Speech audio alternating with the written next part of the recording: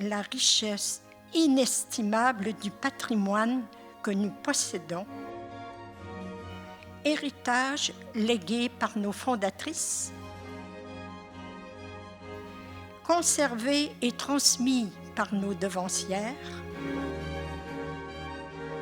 Comment consolider les lieux de transmission?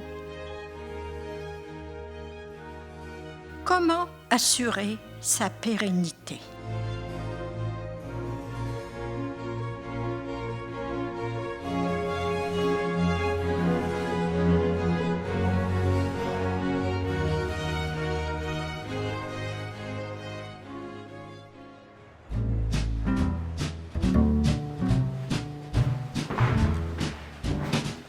Aujourd'hui, nous découvrons la réserve qui se situe dans la maison Sainte-Anne. Nous nous pencherons sur la collection Beaux-Arts en compagnie de Christina Fortin, qui est responsable de la collection des Petites franciscaines de Marie, et Patricia Aubé, conservatrice et éducatrice au Musée d'art contemporain de Baie-Saint-Paul. Bienvenue dans les réserves de la collection des Petites franciscaines de Marie. Aujourd'hui, on est ici pour vous parler un peu de toutes les merveilles que recèle la collection. Il y a plus de 4000 objets conservés ici dans la maison Sainte-Anne. Pour nous aider à aborder plus particulièrement le cas de la collection Beaux-Arts, on a invité aujourd'hui Patricia Aubé, conservatrice et éducatrice au Musée d'art contemporain de Baie-Saint-Paul. Bonjour Patricia. Bonjour Christina. On a quelques petits objets. Moi, j'avais juste envie d'aller chercher ma statuette ici. Pour commencer un peu, on va aborder ensemble quelques objets appartenant à la collection que j'ai trouvé intéressants pour l'association aux Beaux-Arts, aux œuvres d'art plus avec le MAC. J'ai sorti ici, c'est une petite statue de Marie qui vient du Madagascar. Je trouve pas du tout qu'elle a une représentation traditionnelle de Marie. Elle est pas du tout en train de prier. Elle prend son enfant comme n'importe quelle mère le ferait. Son visage aussi, très avec les nattes, c'est assez rare qu'on les voit tressés. C'est quand même quelque chose qui est culturel à eux. Donc, il y avait souvent des petites places comme ça, des productions maison, donc qui n'ont pas de renommée internationale d'artistes, mais ils ont quand même des valeurs d'art et d'ornementation très certaines. Puis, dans ce cas-là, je te poserais une question. Est-ce que c'est une œuvre qui est récente ou c'est une œuvre qui est un peu plus ancienne? Celle-là, elle est récente. J'ai de la sculpture sur bois énormément dans la collection, mais celle-là, elle est quand même récente. On a commencé à aller au Madagascar seulement en 1968, du côté des PFM. Donc, éventuellement, ça a pris quelques années avant qu'on ait plusieurs artefacts ici dans la collection. Je pense que celle-ci date de 1970. Alors, Christina, un autre aspect qui est intéressant à parler de notre travail en conservation, c'est toute la partie documentation des objets. Alors, je ne sais pas de quelle façon tu procèdes, toi, ici. C'est super simple. Quand même, dès qu'un objet nous est donné, par exemple, souvent c'est des donations, l'objet va posséder à partir de cet instant-là un numéro d'acquisition qui va être inscrit sur l'objet. Là, on en a par ici 2006 94, signifie qu'il a été à l'accession dans la collection en 2006 et que c'était le 94e objet cette année-là à entrer dans la collection. C'est aussi simple que ça de notre côté. Même chose pour nous. Puis, dans le fond, ce qui aide un peu à comprendre tout ça, c'est que les objets ne sont pas placés n'importe comment. En fait, on a toute une base de données qui nous permet, juste avec le numéro d'accession, donc 2006.94. Alors là, j'ai évidemment le titre de l'œuvre, le nom de l'artiste, etc. Donc, on a toutes les informations qui nous sont nécessaires et évidemment une image là, qui va être associée avec ça. Donc, une partie de notre travail, c'est donc de documenter tout ça, de faire de la recherche aussi sur les œuvres. Donc, par exemple, moi, dans mon cas, quand on fait une nouvelle acquisition, c'est clair que je vais réserver là, un certain temps pour faire de la recherche sur cette œuvre-là, pour essayer d'établir un peu c'est quoi l'importance de cette œuvre-là pour notre collection, mais aussi, dans mon cas, en général, là, pour l'art contemporain.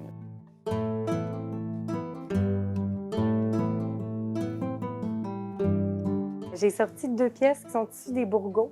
Il y a une belle histoire entre les Bourgots et les PFM. À Saint-Jean-Port-Joli, les PFM vont opérer finalement un hôpital à l'intérieur d'un ancien hôtel. C'est le seul hôpital ou soins de santé offerts entre Lévis et Rivière-du-Loup. Donc, à ce moment-là, on décide qu'il manque un petit peu de courage. On va envoyer des PFM pour prendre soin des habitants dans ce coin-là. Il y a une sœur Mazabiel qui va être reconnue dans le coin comme le docteur de tout le monde, et dont les Bourgault. Elle va soigner les Bourgault, c'est trois frères, principalement de Saint-Jean-Port-Joli. Médard, c'est le plus connu d'entre eux. C'est un ancien marin autodidacte qui a appris à faire de la sculpture sur bois avec un canif dans un bateau, avec des petits bouts de bois et des manuels de sculpture. Il a décidé par la suite d'embarquer ses frères dans son gros projet de débuter un atelier de menuiserie et de sculpture sur bois. Donc, finalement, on a quelques belles œuvres ici conservées des Bourgault, dont cette belle Marie de Jean-Julien. Jean-Julien, c'est le frère de Médard. Une belle vierge qui avait été offerte justement à sœur Mazabiel. C'est elle, entre autres, qui aurait accompagné Médard dans ses derniers jours. Donc, on a beaucoup d'œuvres qui témoignent de cette relation privilégiée qu'elle avait avec les frères. Ça, c'est une autre pièce qui vient tout simplement de l'école. Donc, qui enseignait à tellement de gens à faire la sculpture. On a maintenant, je pense que c'est la Biennale de sculpture sur bois de Saint-Jean-Port-Joli, si je me trompe pas, qui est issue finalement de la sculpture sur bois des Bourgault. C'est vraiment suite à leur passage là-bas qu'ils ont établi un peu le patelin de la sculpture au Québec. C'est sûr qu'il y avait tellement une grosse... anciennement, il y a tellement une grande tradition que tous ceux qui faisaient un peu de l'art, autant de la sculpture que de la peinture, s'adonnaient aux arts religieux ou représentations. C'était souvent une bonne manière de financer sa pratique extérieure. Les Bourgault, nous, on a même un grand crucifix dans l'escalier qui mène à la chapelle, qui vient de Médard. C'est un petit crucifix de 8 pieds. La plus grande pièce, je crois, de la collection, définitivement. Ben oui, c'est assez intéressant, toute l'histoire là, des Bourgault, là, comme tu disais, là, ça a vraiment parti d'une tradition là, de sculpture sur bois vraiment importante.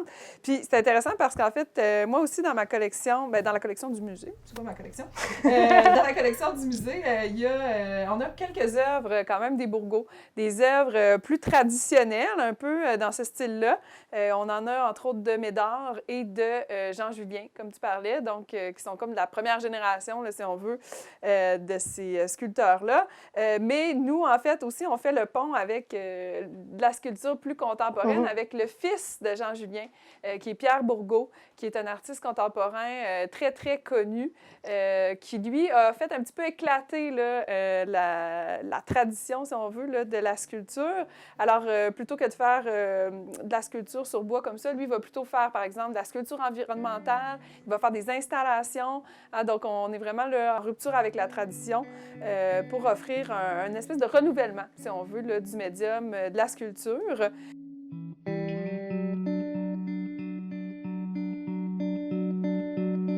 On change d'objet. J'ai sorti un coffret d'estampes qui s'appelle Bois gravé, qui vient de Rodolphe Duguay. Sûrement quelqu'un que tu connais, que tu as déjà entendu un petit peu parler. Bien, effectivement, c'est un artiste qui est assez connu quand même au Québec, là, et vraiment réputé hein, pour son travail de graveur. Hein. Vraiment. Alors, ça, je pense, c'est une œuvre qui date de 1935. 1935, qui avait été commandée par un abbé, l'abbé Tessier, qui a fait beaucoup de choses dans le cadre du patrimoine.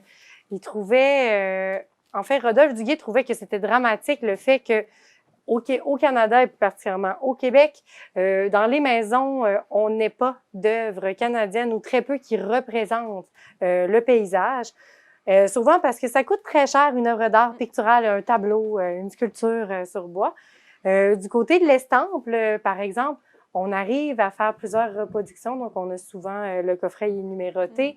Il va y avoir un nombre d'exemplaires qui va être tiré, c'est précis, mais ça offre quand même la possibilité à plusieurs types de portefeuilles de s'offrir des œuvres d'art, donc entre autres plusieurs scènes. Donc, il s'est amusé à représenter des classiques bucoliques du paysage québécois. Donc, j'en sors juste quelques-unes pour... il y en a plusieurs qui ont de la couleur. On reconnaît ça, c'est un peu plus typique, je crois. Oui. Il a toujours été très attaché au terroir hein, québécois, tout ce qui en fait, beaucoup de représentations là, de la campagne, un peu comme on voit ici. Là. Et c'est assez intéressant parce que même au Québec, là, dans les fins des années 40, bien, surtout les années 50, les artistes vont beaucoup tomber dans l'abstraction là, suite au refus global. Mais lui, il va vraiment rester un paysagiste là, qui va représenter là, nos... Il y a quelque chose, on dirait, qui fait rêver à tout jamais dans les représentations des paysages, aussi simples soit-il, un peu hivernales. Je les trouve toutes magnifiques. Et c'est intéressant aussi avec Rodolphe Duguay parce que il y a comme beaucoup d'artistes en fait québécois, il était allé se former à Paris pendant plusieurs années et c'est là-bas qu'il s'est formé justement là, en gravure. Oui, c'était l'élève de Marc-Aurèle Suzor-Côté, ce fabuleux artiste québécois. Donc c'était vraiment, en plus il n'acceptait plus à l'époque de nouvel étudiant. Il a fait un effort pour Rodolphe Duguay vraiment en raison de la qualité de son travail. Il est arrivé avec un portfolio convaincant. Cette journée-là, il avait bien joué ses cartes, mais... Ouais. C'est magnifique avec la couleur, comme ça. Oui, il y en a une exhibition, c'est conservé également à la Bibliothèque nationale des archives du Québec, avec les grands ciels. Oui. Ça, on pourrait clairement penser que c'est juste derrière la maison mère.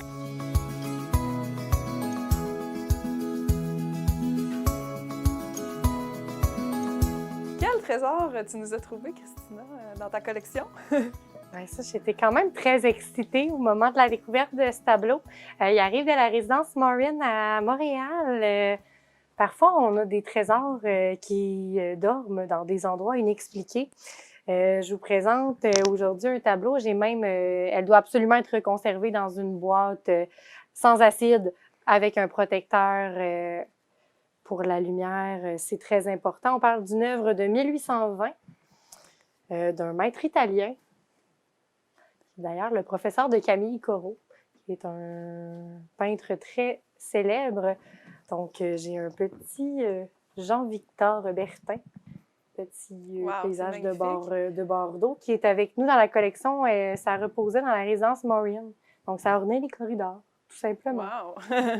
Et il faut le mentionner, c'est une œuvre qui a 200 ans, ça veut dire, quand même. Juste dans le cadre, on voit déjà l'ornementation typique du temps. C'est le genre de pièce que je crois peut-être éventuellement faire analyser ou proposer dans d'autres musées qui essaient d'avoir un peu plus d'informations sur le sujet, étant donné qu'on est spécialisé plus en patrimoine religieux pour la collection. Peut-être que ça ferait plaisir à quelqu'un d'autre. C'est assez impressionnant quand même d'avoir une œuvre de cet artiste-là. Moi, j'ai regardé, puis il est quand même dans le musée du Louvre. Rien de moins, hein? Alors, vraiment... Louvre, Baie-Saint-Paul. Oui, un paysagiste reconnu pour tous les détails aussi de ces paysages. Là. C'est vraiment impressionnant quand même.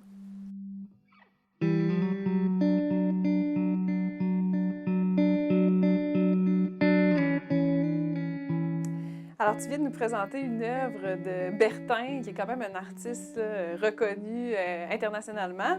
Mais tu disais tantôt aussi que tu avais des productions, qu'on pourrait dire, plus maison, qui ont été faites par les sœurs, par exemple, ici.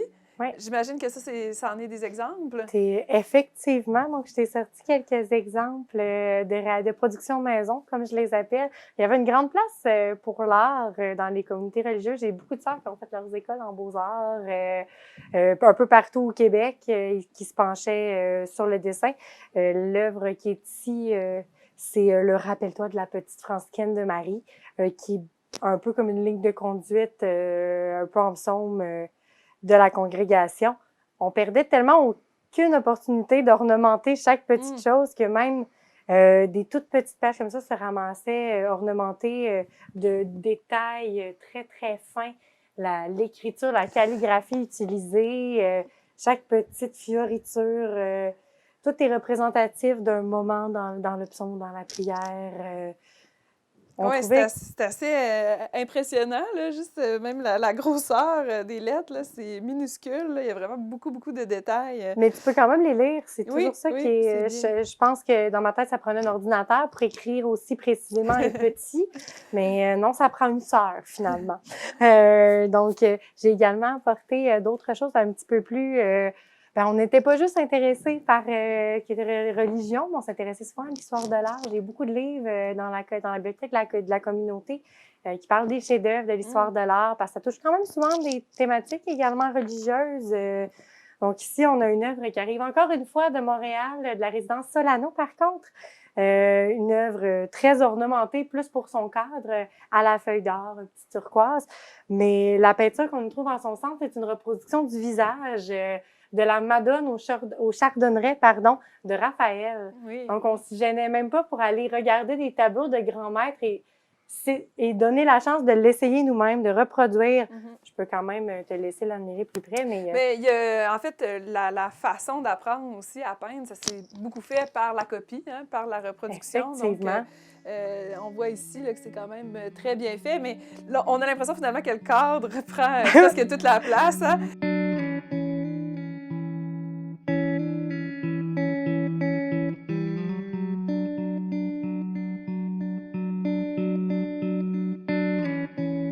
Dernier objet. J'ai encore une petite production maison à te présenter. En même temps, je te présente Laura Pajot, qui est une artiste PFM très quand même établie, nous, dans la congrégation.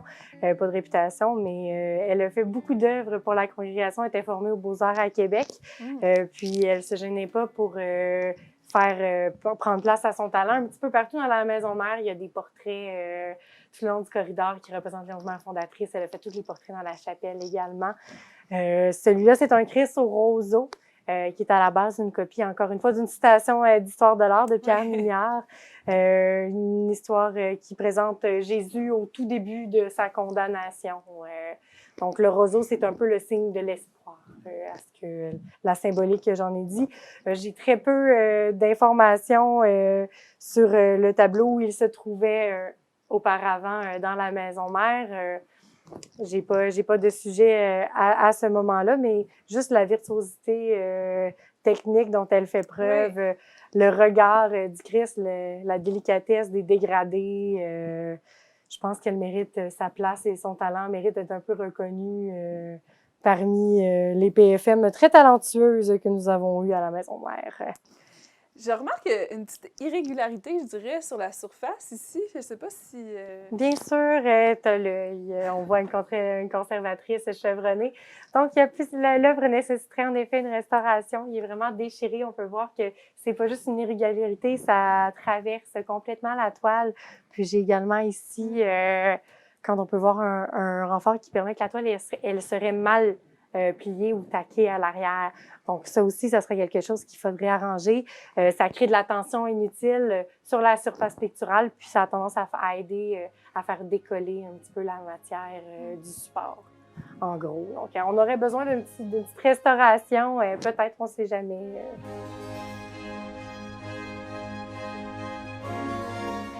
Des 4000 objets conservés dans la collection patrimoniale des Petites Franciscaines de Marie, certains sont exposés dans l'espace muséal situé dans l'édifice le plus ancien de l'ensemble conventuel. Aperçu de l'histoire de ce musée et de la collection qui s'y rattache, avec sœur Émilienne Boivin. En 2003, mai 2003, à la Maison Mère, il y avait une équipe, un comité qui avait été formé. Ce comité-là répondait à un mandat qui avait été donné par la supérieure générale et le conseil général de l'époque pour mettre en valeur le patrimoine. Parce que le conseil général répondait à un besoin de l'Église. Ce n'était pas par fantaisie. C'est que le pape Jean-Paul II, il appréhendait que les églises se vidaient. Alors, il a parlé très fort. Messieurs, dames, revisitez vos valeurs.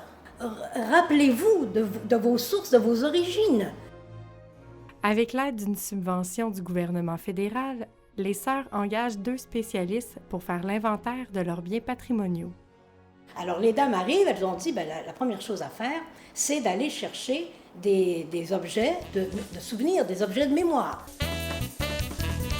Nous allions chercher tout ce que nous pouvions.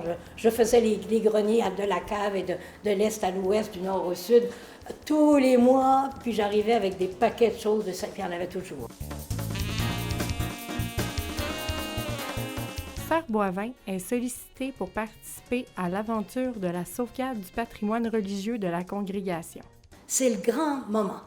Mais la seule question que je me posais, par exemple, je me disais, oui, je suis bien d'accord, puis je vais mettre tout mon cœur, mais je connais rien dans la façon de faire fonctionner un patrimoine, la façon correcte. Sœur Boivin s'engage à compléter une maîtrise en muséologie. Et là, déjà, j'étais un petit peu craintive parce que je me trouvais vieille. J'avais peut-être même pas encore 60 ans. Je mettais ça dans les mains de Dieu, dans les mains des mères fondatrices, dans les mains du père Fafard. L'espace muséal et son exposition permanente ont été inaugurés en 2006.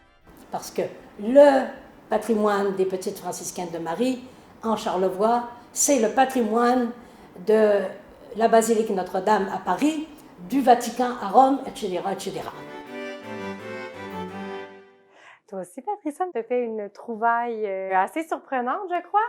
Effectivement, quand tu m'as montré cette œuvre-là, j'ai été vraiment surprise parce qu'en fait, c'est une œuvre d'une artiste actuelle qui est très connue là, au Québec, qui est Marie-Claude Boutillier. Alors, je me suis demandé un peu qu'est-ce que ça faisait dans ta collection. En fait, Marie-Claude Boutillier, elle a fait le Symposium international d'art contemporain de Baie-Saint-Paul en 1993 pour la première fois. Donc, nous, dans la collection du musée, en fait, on a une très, très grande œuvre de cet artiste-là. Parce qu'en fait, tu sais, au début, au Symposium, les artistes faisaient des œuvres de très, très grand format. Ouais. Il y avait un mois là, pour faire leur réalisation. Alors, c'est ça, je ne comprenais pas trop pourquoi tu avais ça. Puis ensuite de ça, en se parlant, on a compris que finalement, cette artiste-là, elle avait fait 2 fois le Symposium. Alors, pour en fait, les 25 ans du Symposium en 2007, en fait, on avait invité certains artistes qui avaient déjà participé au Symposium à revenir et Marie-Claude Boutillier faisait partie de ces artistes-là. Et bien là, ensuite de ça, bien, ça m'a surpris, mais c'est vraiment vous qui avez fait l'acquisition de cette œuvre-là. Je ne sais pas si tu peux parler un petit peu du contexte d'acquisition. Le contexte d'acquisition, je crois que c'est tout simplement en raison de la représentation. C'est quand même intéressant de signaler que c'est une Vierge secourable qui est la patronne. Je pense que pour les franciscaines de Marie, elle est très haut placée dans la hiérarchie des prières, disons. Étant donné tous les références symboliques qui sont cachées à l'intérieur de l'œuvre par l'artiste elle-même, la congrégation trouvait que ça représentait extrêmement bien la Vierge Marie. On parle entre autres de la forme d'amande dans laquelle elle se trouve, qui s'appelle une mandore. Les fleurs à ses pieds, Marie dans les statuaires, autant dans les statuaires que dans les représentations, elle a toujours des fleurs à ses pieds. Des bijoux, une couronne, quelque chose, donc encore une fois, qui sont très présents. Le bleu, sa couleur pour toujours, probablement que ses vêtements sont la plupart du temps bleus. Donc, plusieurs symboliques comme ça qui sont cachés, qui plaisaient déjà à la congrégation. Bien, c'est intéressant parce que, tu sais, Marie-Claude Boutillier, il ne faut pas penser qu'elle fait de l'art religieux à la base. Mais les artistes au Symposium, ce qui les fascine souvent, c'est quand ils sont en contact avec la communauté à Baie-Saint-Paul. Je pense que c'est vraiment à la suite là, c'était pas nécessairement son projet initial hein, de faire une Vierge Marie, mais c'est vraiment à la suite des contacts avec, justement, ici, Maison-Mère, qu'elle a fait cette œuvre-là. Puis c'est assez intéressant de mentionner qu'en fait, l'artiste a travaillé à partir de retailles d'œuvres antérieures qu'elle avait déjà fait, même des œuvres qui dataient de plus de 10 ans à ce moment-là. Et ensuite de ça, elle a fait hein, sa composition comme ça. Là.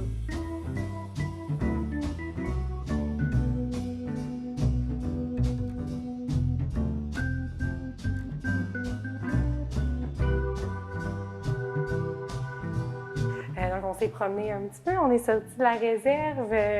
Je pense que n'importe qui entre dans la maison-mère, traverse ce fabuleux corridor et passe devant cette collection de photographies qui est encore issue d'une collaboration avec le Musée d'art contemporain de la photographe Alicia Lorente.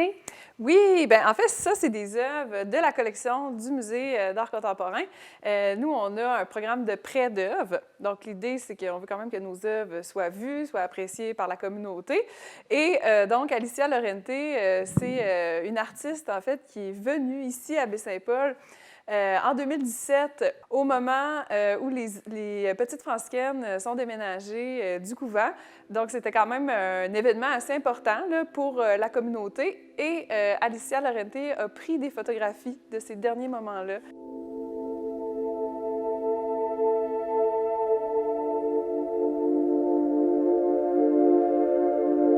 Ça a donné lieu, en fait, à une exposition au Musée d'art contemporain. Donc, on a vraiment, dans notre grande salle, on avait cette exposition-là qui relatait les derniers moments là, des sœurs ici, qui s'appelait « Le temps révélé ». Donc, j'ai ici le catalogue d'exposition. Et là, suite à l'exposition, en fait, la photographe Alicia Lorente nous a fait une donation de ses œuvres, de toutes les œuvres qui étaient dans l'exposition. Et on s'est dit, bien, quoi de mieux, en fait, que de les exposer ici même, hein?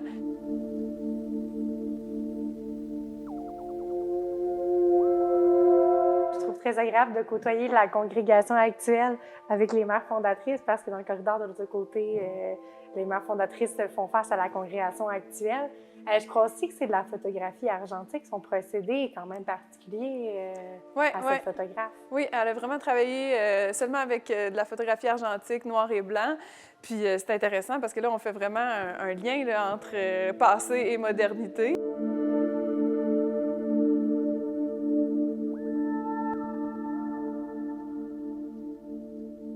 Donc, on a poursuivi notre exploration pour se retrouver dans l'avant-cœur de la chapelle du Sacré-Cœur, dans un endroit dans lequel se trouvent deux œuvres de ta collection de prêt de Carole Simard-Laflamme. Est-ce que tu peux nous en parler un petit peu?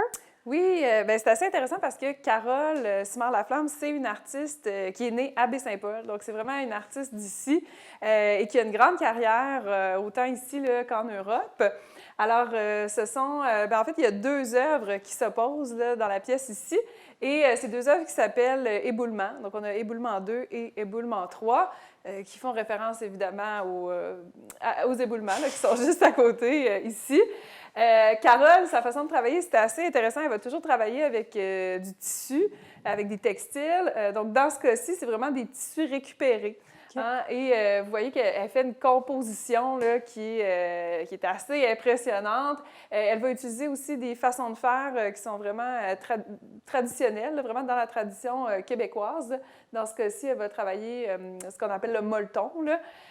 Alors, elle va essayer de renouveler finalement la tradition du travail textile, mais pour nous offrir des œuvres qui sont vraiment contemporaines. Alors, on peut imaginer un paysage, hein, des éboulements.